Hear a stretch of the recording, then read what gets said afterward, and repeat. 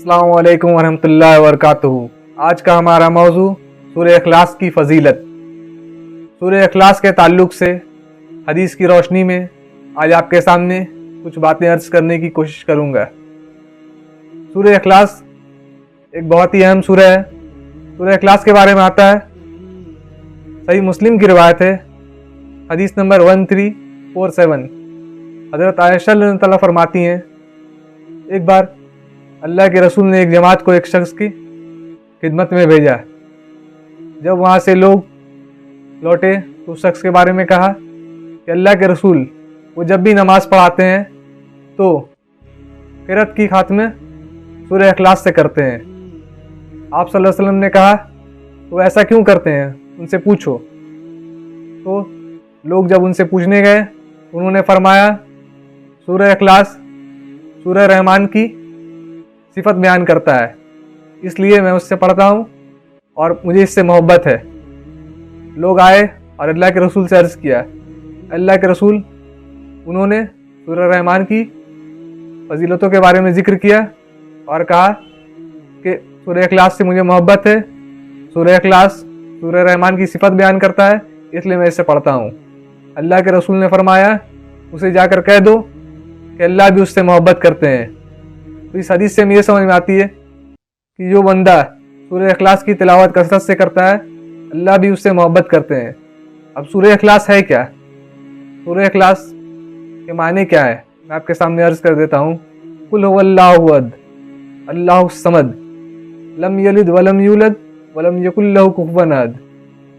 अल्लाह ताला फरमाते हैं आप सल्लल्लाहु अलैहि वसल्लम से, आप कह दीजिए कि अल्लाह एक है और उस जैसा कोई नहीं, ना वो किसी से पैदा हुआ है ना उसने किसी को पैदा किया है, उसके बराबर कोई नहीं, अल्लाह के जैसा कोई नहीं है। और एक हदीस में आता है, सही मुस्लिम की हदीस है, हदीस नंबर 1886। आप सल्लल्लाहु अलैहि वसल्लम ने फरमाया है, एक मरतबा सूरह इखलास पढ़ने का सवाब 1/3 कुरान पढ़ने के बराबर है। एक बहुत बड़ी फजीलत है मेरे भाई, 1/3 कुरान पढ़ने के बराबर है एक मरतबा सूरह इखलास। अब ये इतनी बड़ी जो फजीलत आप सल्लल्लाहु अलैहि वसल्लम बयान कर रहे हैं, क्यों बयान कर रहे हैं, ये हमें जानने की सख्त ज़रूरत है। तो आगे आता है, तिरमिज़ी की हदीस है 3220। अबू हुरैरा तरह से रिवायत है, आपने फरमाया, मैं अल्लाह के रसूल के साथ था एक बार, तो आपने एक शख्स को सूरह इखलास की तिलावत करते हुए सुना और आपने फरमाया इसके लिए वाजिब हो गई। मैंने कहा, या रसूलल्लाह क्या वाजिब हो गई? आपने फरमाया इसके लिए जन्नत वाजिब हो गई। तो इससे आप ये ना समझे कि सूरह इखलास की आपने तिलावत कर दी तो आपके लिए जन्नत वाजिब हो गई। सूरह इखलास का हमें मकसद समझना होगा, सूरह इखलास के मायने समझने होंगे। सूरह इखलास में तौहीद का निचोड़ है पूरा, सूरह इखलास में पूरे तौहीद का निचोड़ बयान कर दिया गया है।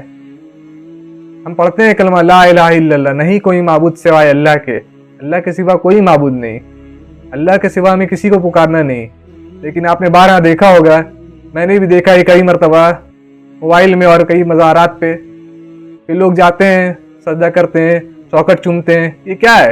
वो कलमा पढ़ने वाले लोग हैं, पढ़ते हैं ला इलाहा इल्लल्लाह, नहीं कोई माबूद सिवा अल्लाह के, लेकिन वो क्या तौहीद को समझते हैं? वो मानते हैं दिल से इस चीज़ को? आप पढ़ते हैं ला इलाहा इल्लल्लाह, नहीं कोई माबूद सिवाय अल्लाह के, लेकिन आप जा करके चौखट चूमते हैं, सजदा करते हैं मज़ारों पर, तो ये किसी भी तरीके से दुरुस्त नहीं है। ये आप शिर्क कर रहे हैं मेरे भाई, ये शिर्क में शुमार हो जाएगा। अल्लाह के अलावा किसी के सामने झुकने का हुक्म नहीं है। एक हदीस में आता है, अल्लाह के रसूल सल्लल्लाहु अलैहि वसल्लम ने फरमाया, अल्लाह के अलावा अगर किसी को सजदे करने का हुक्म होता तो मैं औरतों से कहता कि अपने खाविद को सजदा करे। तो इससे हमें क्या समझ में आया कि हमें अल्लाह के अलावा किसी को पुकारना नहीं है, अल्लाह के अलावा किसी के यहाँ झुकना नहीं है, और जो भी मांगना है अल्लाह की तरफ रुजू करके सिर्फ अल्लाह ही से मांगना है। वो अल्लाह की ज़ात है, तो जब चाहे जिसे चाहे जैसे अता कर दे, और कोई ज़ात नहीं अता कर सकती। आप याद कीजिए यूनुस अलैहिस्सलाम को, आप मछली की पेट से अल्लाह को आवाज़ लगा रहे हैं। कौन है वो ज़ात जो मछली की पेट से आपको सुन रही है? आपको यकीन है कि अल्लाह के अलावा कोई नहीं सुन सकता, तो आप कहाँ इधर उधर भटके जा रहे हैं मेरे भाई? तो हमें चाहिए कि अल्लाह पर पूरा यकीन रखें और जब भी पुकारें अल्लाह को पुकारें।